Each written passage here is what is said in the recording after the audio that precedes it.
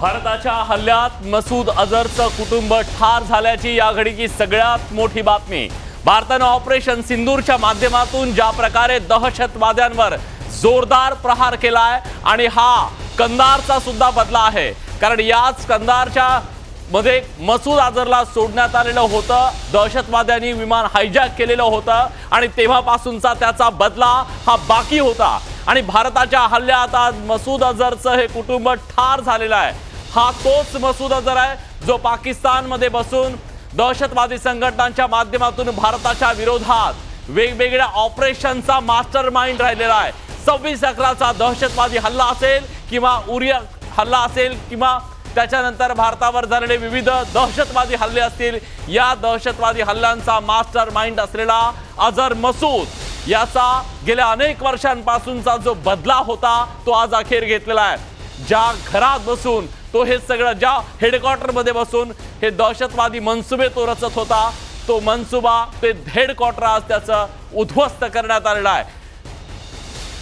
भारताच्या सैन्यानं ज्या प्रकारे त्याच्या या सेंटरवरती हल्ला केलेला आहे त्याच्यातून आपली अचूकता किती आहे याचा स्पष्ट अंदाज येतो। खंडर वाटावं अशा प्रकारची सगळी परिस्थिती तिथे निर्माण झालेली आहे। जी चित्र आपल्यापर्यंत आलेली आहेत, आपल्या भारतीय सैन्याचं कौतुक करावं तितकं कमी आहे, कारण ज्या प्रकारे अतिशय अचूक असा निशाणा बघा, त्याला भगदाड पाडण्यात आलेला आहे। मिसाईल घुसलेले आहेत, अगदी पॉइंट ब्लँक असं म्हणतो आपण, ज्या पद्धतीनं अतिशय अचूक असा हा निशाणा आणि त्याचं जे साम्राज्य त्याने गेली अनेक वर्ष उभं केलेलं होतं हे साम्राज्य उद्ध्वस्त झालेलं आहे। कर्नल काकतीकर सर आपल्या सोबत आहेत, आपण थेट त्यांच्याकडे जातोय। कर्नल, काय सांगाल तुम्ही, ज्या प्रकारे अचूक निशाणा आणि कंदारचा सुद्धा बदला घेतलाय, मसूद अझरचे साथीदार तो वाचलाय की मेलाय हे अजून माहित नाहीये, पण त्याचे अनेक साथीदार, त्याचं साम्राज्य उद्ध्वस्त केलं आपल्या सैन्यानं। हा निश्चितच एक फार मोठा आपल्या सैन्याचा फार मोठी अचीवमेंट आहे। आणखीन ही काही result as the time goes bye येतील पुढे, कारण ज्या 9 लोकेशनवरती आपण स्ट्राईक केलंय ते निश्चितच इंटेलिजन्स इनपुट पूर्ण असल्याशिवाय आपण स्ट्राईक केलेलं नाही। म्हणूनच आपण 11-12 दिवस घेतले की कम्प्लीट इंटेलिजन्स इन्फॉर्मेशन एकत्र करून आणि करेक्ट वेळेचं भान ठेवून हा करण्यात आलेला आहे।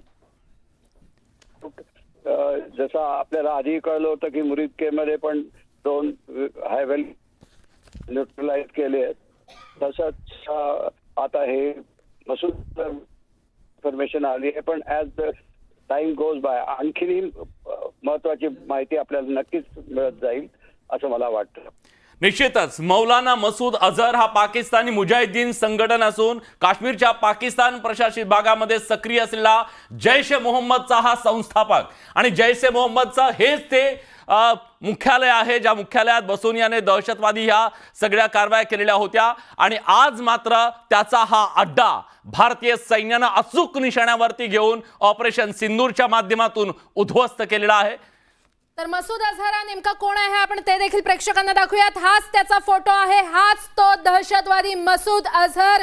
हा मात्र या हल्ल्यामध्ये वाचल्याची शक्यता सूत्रांनी वर्तवलेली आहे, मात्र मसूद अझरच्या कुटुंबाचा खात्मा झाल्याची माहिती मिळते। मसूद अझरची मोठी बहीण या हल्ल्यामध्ये ठार झालेली आहे। भारतानं एअर स्ट्राईक केलंय, 9 ठिकाणी एअर स्ट्राईक करण्यात आलेला आहे, 9 ठिकाणचे तळ उद्ध्वस्त करण्यात आलेले आहेत आणि त्यामध्ये जैश ए मोहम्मदच्या मसूद अझरचं कुटुंब ठार झालं असल्याचं कळतंय। मात्र या संपूर्ण भ्याड हल्ल्यात, या संपूर्ण मोठ्या हल्ल्यात मसूद अझर हा वाचला असल्याची शक्यता सूत्रांनी वर्तवलेली आहे। दरम्यान दहशतवादी मसूदचे अनेक साथीदार देखील या हल्ल्यामध्ये जखमी झाले असल्याचं कळतंय।